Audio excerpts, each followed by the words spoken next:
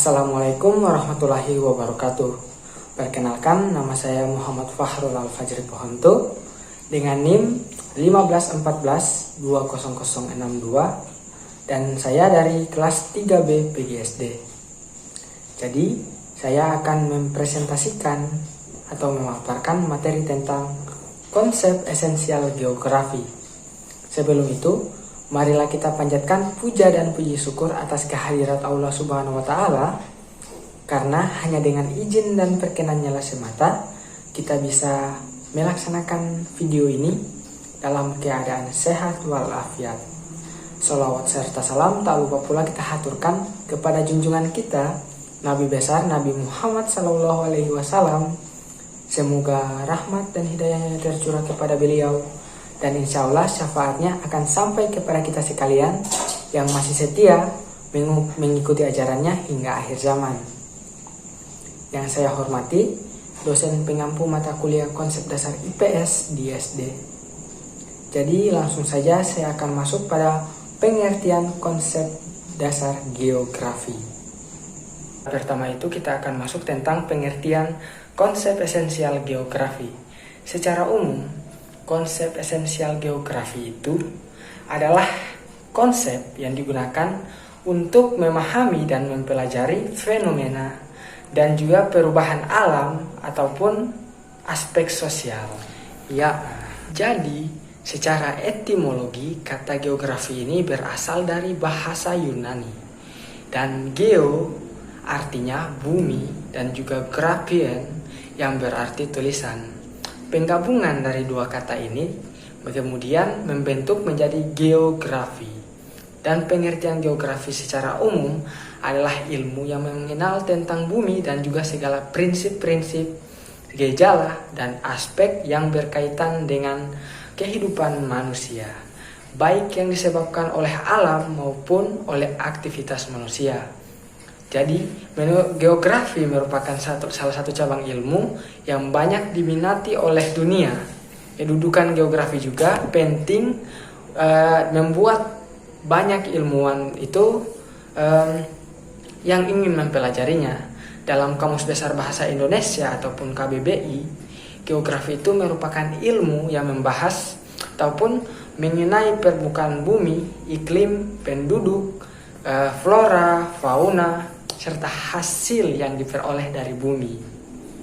Oke, jadi kita akan masuk pada pengertian geografi menurut para ahli. Nah, salah satu ahli yaitu Eratosthenes. Menurut itu, istilah geografi itu pertama kali diperkenalkan oleh Eratosthenes. Ya. Jadi pada tahun 276 sampai 1104 sebelum Masehi. Wah, sudah sangat lama teman-teman. Geografi ini menurut Eratosthenes adalah penulisan tentang bentuk muka bumi. Istilahnya atau kata geografi itu berasal dari bahasa Yunani seperti yang katakan di awal, yaitu terbagi menjadi dua, geo dan graphien. Geo yang berarti bumi dan juga graphien yang berarti tulisan, yang mana sehingga membentuk kata geografi dan dikembangkan menjadi keilmuan yang membahas mengenai bentuk muka bumi. Juga ada salah satu ahli yang mengatakan ataupun berpendapat tentang pengertian dari geografi ini, yaitu ahli yang bernama Claudius Ptolemeus. Ya, jadi ahli ini seorang ahli Claudius Ptolemeus ini adalah seorang ahli astronomi dan matematika. Claudius Ptolemeus ini ya. Jadi pada tahun 89 sampai dengan 1050 Masehi mendefinisikan adalah geografi itu adalah suatu penyajian melalui peta dan juga menyajikan sebagian ataupun seluruh permukaan bumi. Ya. Jadi itulah beberapa pengertian menurut para ahli, dan masih banyak lagi ahli-ahli yang berpendapat tentang geografi ini. Teman-teman sekalian, terdapat 10 konsep esensial geografi yang harus teman-teman ketahui. Baik, apa-apa saja itu? Jadi yang pertama ada lokasi. Jadi teman-teman sekalian, lokasi ini ataupun konsep lokasi digunakan untuk mengkaji di mana posisi ataupun suatu letak satu objek geografi yang ada di permukaan bumi. Konsep lokasi ini juga teman-teman sekalian dibedakan menjadi dua. Yang pertama itu ada lokasi absolut.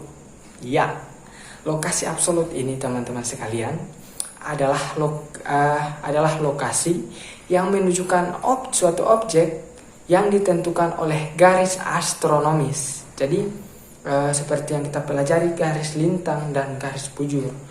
Contohnya di Indonesia itu terletak pada 6 derajat lintang utara, 11 derajat lintang selatan, dan 95 bujur timur, serta 141 derajat bujur timur. Oke, yang kedua itu teman-teman sekalian ada lokasi relatif.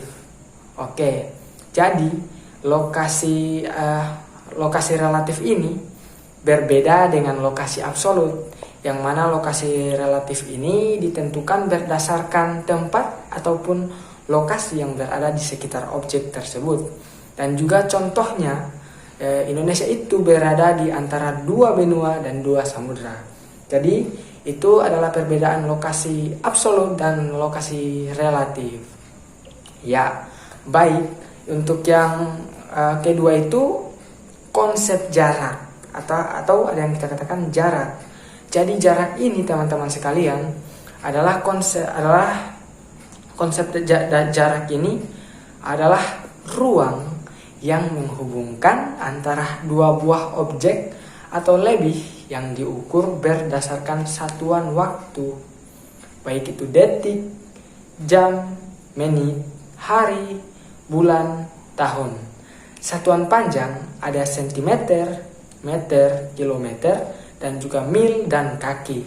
Nah, konsep jarak ini juga dibedakan menjadi dua, yaitu yang pertama ada mutlak.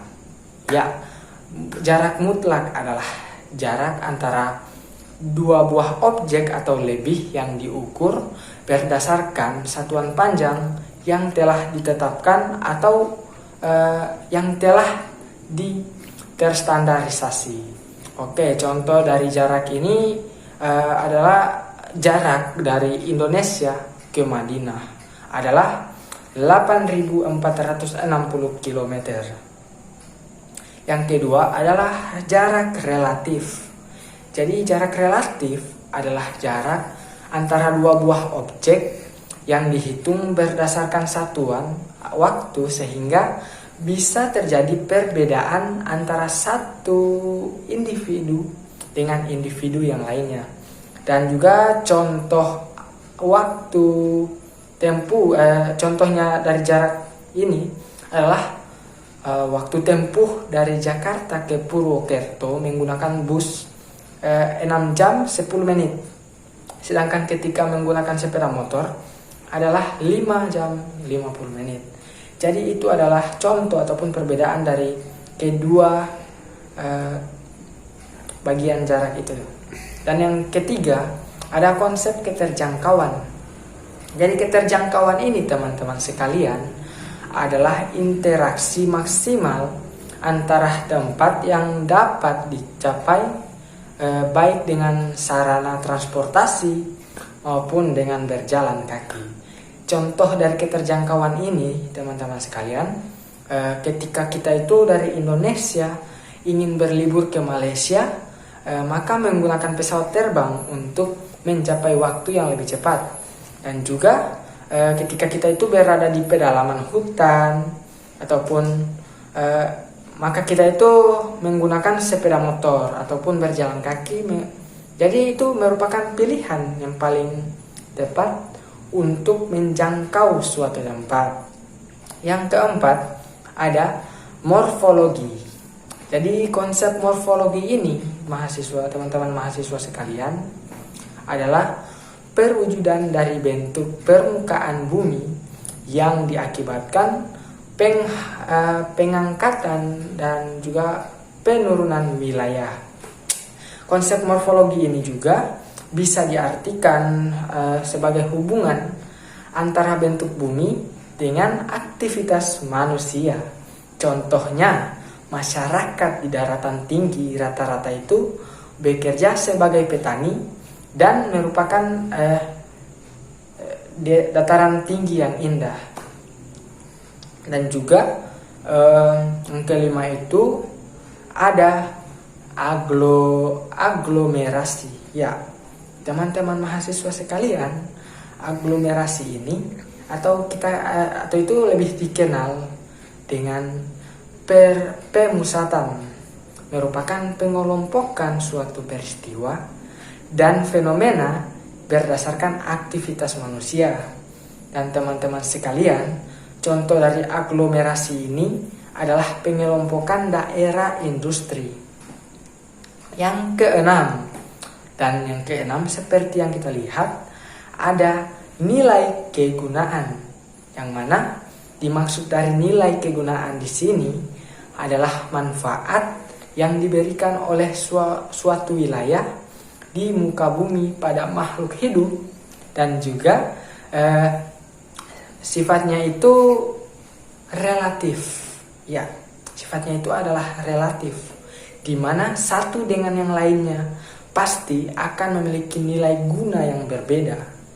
Dan teman-teman mahasiswa sekalian, salah satu contoh itu adalah lahan subur di pedesaan, bermanfaat untuk bercocok tanam. Untuk yang ketujuh ini, teman-teman sekalian, ada pola. Jadi konsep pola ini adalah berkaitan dengan susunan ataupun bentuk dan persebaran fenomena, baik fenomena alam ataupun fenomena sosial yang terjadi di muka bumi. Dan teman-teman mahasiswa sekalian, contoh dari pola ini sendiri yaitu persebaran penduduk yang berada di sekitar aliran sungai akan mengikuti pola aliran sungai. Yang kedelapan, teman-teman sekalian, ada diferensiasi area. Dan juga teman-teman mahasiswa ketahui, diferensiasi area ini adalah perbedaan interaksi antara satu wilayah di muka bumi dengan wilayah yang lainnya. Dan contohnya itu, teman-teman sekalian, adalah masyarakat di daerah pegunungan menggunakan baju yang tebal, berbeda dengan masyarakat yang berada di pesisir pantai yang gemar menggunakan kaos oblong. Mengapa demikian? Karena suhu di pegunungan itu tentunya sangat dingin ketika pada malam hari dan sangat panas ketika pada siang hari. Nah, yang membedakan ketika dengan masyarakat yang berada di pinggiran pantai, mereka menggunakan kaos oblong karena angin di pantai itu sangat sejuk. Walaupun pada siang hari cuacanya sangat panas, tetapi ada angin yang sejuk sehingga mereka itu tetap adem, ya, tetap segar dan adem. Oke, yang ke-9 ada nilai guna.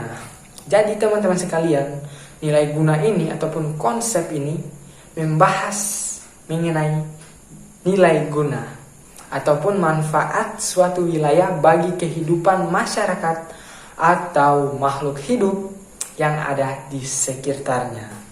Jadi salah satu contoh dari nilai guna ini sendiri, daerah Dieng itu sangat cocok sebagai tempat wisata karena udara dinginnya, banyak bukit yang indah.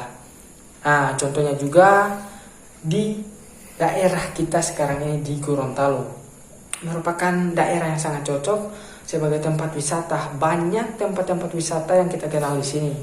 Kalau bukit, ada Bukit Arang, Bukit Lestari. Kalaupun di pantai, ada pantai Kurenai, dan juga masih banyak pantai-pantai lagi yang banyak yang dijadikan sebagai tempat wisata di daerah kita di Gorontalo. Oke, kita lanjut pada yang ke-10 itu ataupun yang terakhir, ada keterkaitan. Keterkaitan ini teman-teman sekalian merupakan konsep yang terakhir, dan juga konsep ini adalah konsep keterkaitan ini adalah konsep, yaitu suatu wilayah yang dipengaruhi ataupun dikaitkan dengan wilayah lain. Nah, contoh dari keterkaitan ini sendiri teman-teman sekalian, Jakarta, seperti kota Jakarta digenang banjir akibat hujan yang deras yang terjadi di daerah Bogor. Demikian itu pembahasan mengenai konsep esensial geografi dan juga 10 pembagian konsep esensial geografi. Selanjutnya kita akan masuk kepada macam-macam aspek geografi. Perlu teman-teman mahasiswa ketahui, geografi memiliki 2 aspek pembahasan. Di dalamnya itu ada aspek fisik dan aspek non-fisik. Dan yang pertama ada aspek fisik. Jadi teman-teman mahasiswa, aspek fisik itu adalah aspek yang mempelajari tentang semua fenomena yang terjadi di permukaan bumi secara ilmiah. Dan aspek fisik ini dikelompokkan menjadi 3. Yang pertama ada aspek biotik. Jadi secara umum aspek biotik ini berkaitan dengan segala makhluk hidup yang di dalamnya berisi tumbuh-tumbuhan, hewan, dan kajian penduduk. Yang kedua itu ada aspek non-biotik. Jika tadi ada aspek biotik berkaitan dengan makhluk hidup, maka aspek non-biotik ini berkaitan dengan benda mati seperti tanah, kondisi air, cuaca, dan iklim. Dan yang ketiga itu ada aspek topografi, yang mana aspek topografi ini adalah aspek yang berkaitan dengan letak suatu wilayah seperti letak suatu negara, dan juga bentuk muka bumi, luas suatu wilayah, dan juga batas-batas dari wilayah tersebut. Yang kedua ada aspek non-fisik. Jadi aspek non-fisik ini teman-teman ketahui bisa disebut juga dengan aspek sosial, dan merupakan aspek yang membahas fenomena alam yang terjadi akibat adanya campur tangan manusia. Adapun yang termasuk dalam aspek non-fisik ini, yaitu yang pertama ada aspek sosial.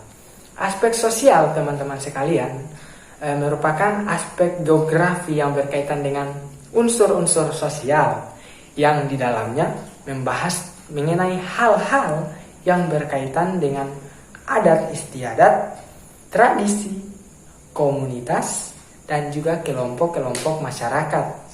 Yang kedua itu ada aspek ekonomi. Secara umum, aspek ekonomi itu membahas semua hal yang berkaitan dengan unsur pertanian, perkebunan, pertambangan, perikanan, industri, perdagangan, dan juga transportasi, pasar, dan semua yang berkaitan dengan ekonomi.